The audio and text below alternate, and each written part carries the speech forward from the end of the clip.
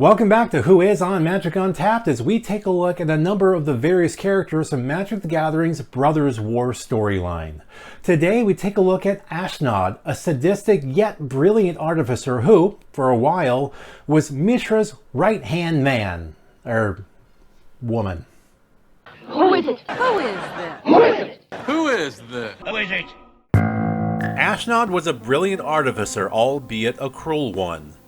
Standing at the side of Mishra, Urza's younger brother and a prodigy of artifice himself, her sadistic tendencies earned her the nickname Ashnod the Uncaring. She was of great assistance to Mishra in the early days of what would become the Brothers' War, and led the Falaji people to a number of victories over the people of Yosha and its capital Krug, despite the nomads considering her fiery red hair to be a bad omen.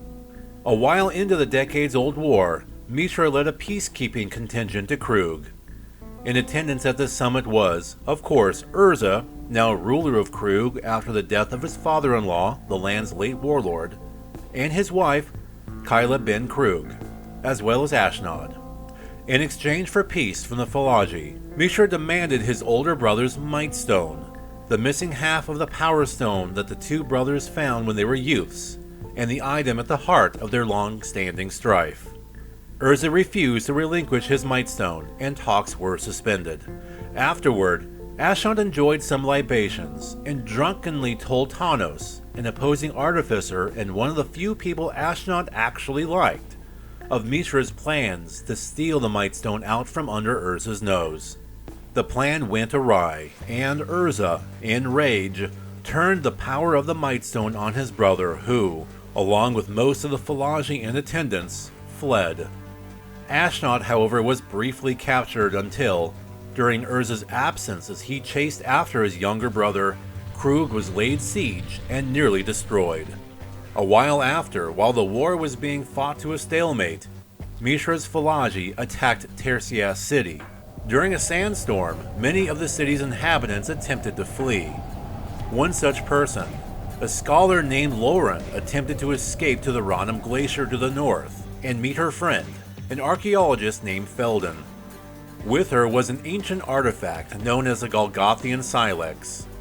As she fled, however, she was captured by Ashnod, the commander of Mishra's forces there, and was forced to give up the Silex and share its secrets with her. After a months-long siege, Tercias city was sacked, and its ivory towers burnt to the ground. Years later, when Urza and his forces were on the offensive, Tanos, Urza's apprentice, was captured by the Falaji.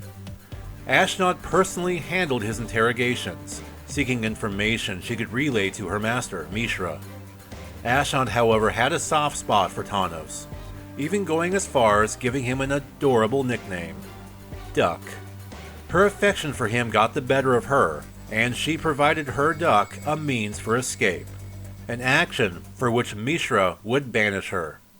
Years down the line, on what would be the final day of the Brothers' War, Ashnod met up with Tanos one final time. She brought with her the Silex that she had confiscated from the scholar Lauren many years prior. Presenting it to him, she instructs him to deliver it to Urza, as its power is one that could end the war. It's then that the pair is approached by a horror of which they have never before seen. The Phyrexian demon, Gix, who had been pulling the strings of both sides from deep in the shadows, appeared before them and attacked them, intent on killing Tanos. Ashnod the Uncaring, however, got in the demon's way, and allowed her duck to escape at the cost of her own life. And thus ends the story of Ashnod, but don't fret, we still have plenty more characters from Magic's Brothers' War storyline to cover before November, when the 94th expansion in Magic the Gathering, the appropriately named Brothers' War set, is due to release.